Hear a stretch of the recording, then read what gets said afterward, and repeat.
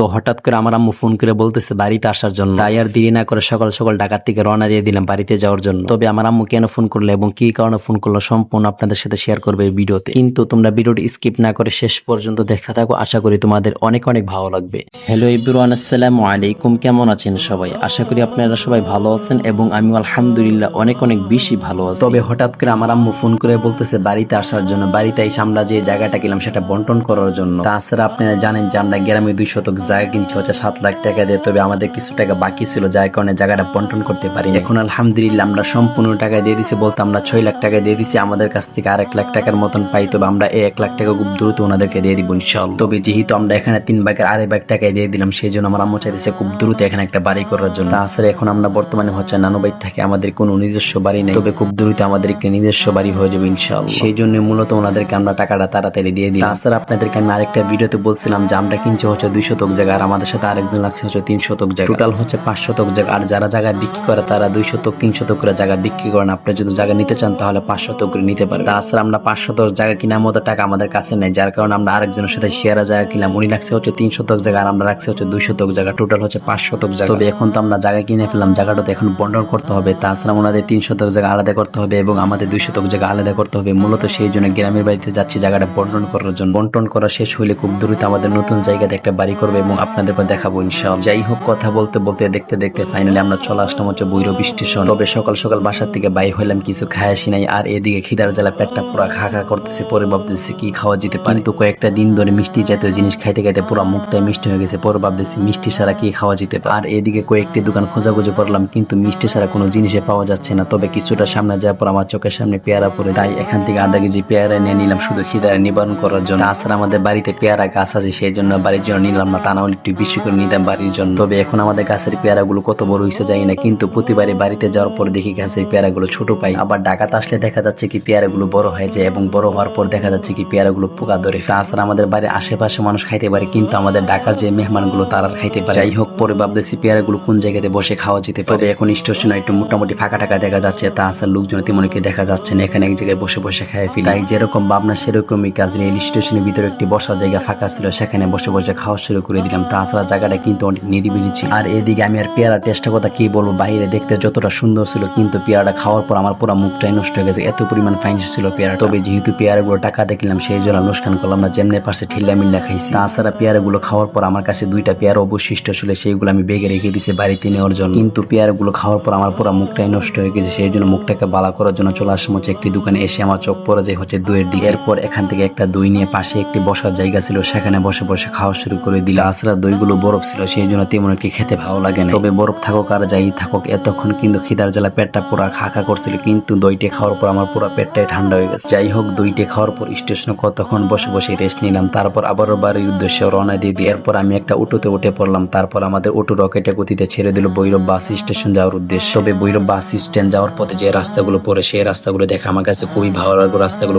পরিষ্কার এবং পরিপাটি। তাছাড়া আমি বেশিরভাগে আসা যাওয়া করি হচ্ছে ট্রেনে করে, বাসে একেবারে কম আসা যাওয়া। কিন্তু যদি গাড়ি গোটা বেশি থাকে তাহলে আমার বাসে আসা যাওয়া হয়, তাছাড়া আমার বেশিরভাগে ট্রেনে আসা যাওয়া। যাই হোক, তারপর চলে আসলাম হচ্ছে ভৈরব বাস স্ট্যান্ড। এখান থেকে একটা বাসে উঠে পড়লাম। তারপর আমাদের বাস রকেটে গতিতে ছেড়ে দিল বিশ্বরুট যাওয়ার উদ্দেশ্যে। কিন্তু কিছুটা সামনে যাওয়ার পর আমাদের বাসের চাকা পাংচার হয়ে গেল, তাই বাস থেকে নেমে দাঁড়িয়ে রইল। তাছাড়া আমি ঢাকার থেকে রওনা দিছি হচ্ছে ফজরের পর যাতে 10টার আগে বাড়িতে গিয়ে পৌঁছতে পারি। আর এখন বাজে হচ্ছে 9:30। তাছাড়া চাকাটা ঠিক করতে কতটুকু সময় লাগে আল্লাহ ভালো জানে। যেহেতু অনেক সময় লাগবে, সেই জন্য অনেক মানুষ অন্য গাড়িতে করে চলে যাচ্ছেন তারা। পরে আমি ভাবলাম যেহেতু সময় লাগবে তাহলে আমি সিনজিতে করে চলে যাই, কিন্তু কয়েকটা সিনজির ড্রাইভারকে আমি জিজ্ঞাসা করলাম, তারা অনেক ভাড়া চাচ্ছি বেশি। তাছাড়া আমি বাস ভাড়াটা দিয়ে দিলাম, যদি বাস ভাড়াটা না দিতাম তাহলে আমি সিনজিতে করে চলে যেতাম। যাই হোক, দীর্ঘ 20 মিনিট অপেক্ষা করার পর ফাইনালি আমাদের চাক্কা লাগানো হয়ে গেল। তবে 20 মিনিট সময় লাগতো না, ওনাদের কাছে যে একটা এক্সট্রা চাক্কা ছিল সেটা খুলতে অনেক সমস্যা হয়েছে, যার কারণে সময়টা বেশি লেগে গেছে। গাইস, দীর্ঘ 20 মিনিট পর চাক্কা ঠিক হয়েছে, এখন চলে যাব সকালে খানা খাই আসি নাই। যাই হোক, পুনরায় আমাদের বাস আবারও ছেড়ে দিল বিশ্বরুট যাওয়ার উদ্দেশ্যে। কিন্তু যাওয়ার পথে একটি ছোট ভাইয়ের সাথে সাক্ষাৎ হয়ে পরে ছোট ভাইটা দেখতেছে আমি ভিডিও করতেছি, এরপর আমাকে বলতেছে বা আপনি এখানে একটা শট নিতে পারেন, এখানে একটা শট নিতে পারেন, এরকম কয়েকটি জায়গা সে আমাকে বলে দিছিল। তাই ছোট ভাইটাকে একটু ভিডিওতে নিয়ে নিই। কিন্তু কিছুটা সামনে যাওয়ার পরে দেখি বিশাল বড় জিম, তাই আর বাসে বসে না থেকে বাস থেকে নেমে হাঁটা শুরু করে দিই। তারপর কিছুটা হাঁটার পর আমি চলে আসলাম হচ্ছে বিশুর সিনজি স্টেশন। তবে এরপর ভিডিওতে থাকবে হচ্ছে আমার বড় ভাইয়ের সাথে দেখা করার পর আমার বড় ভাই আমাকে কি দিল, সেই সাথে আমি বাড়ির জন্য কি কি কেনাকাটা করে নিয়ে গেলাম, সম্পূর্ণের পরে ভিডিওতে থাকবে। সুতরাং আজকের মতো ভিডিওটা এ পর্যন্তই। ভিডিওটি ভালো লাগে ভিডিওতে লাইক করে দেওয়ার চ্যানেলটিকে সাবস্ক্রাইব করে ফেলে দেখা হবে নেক্সট কোনো ভিডিও।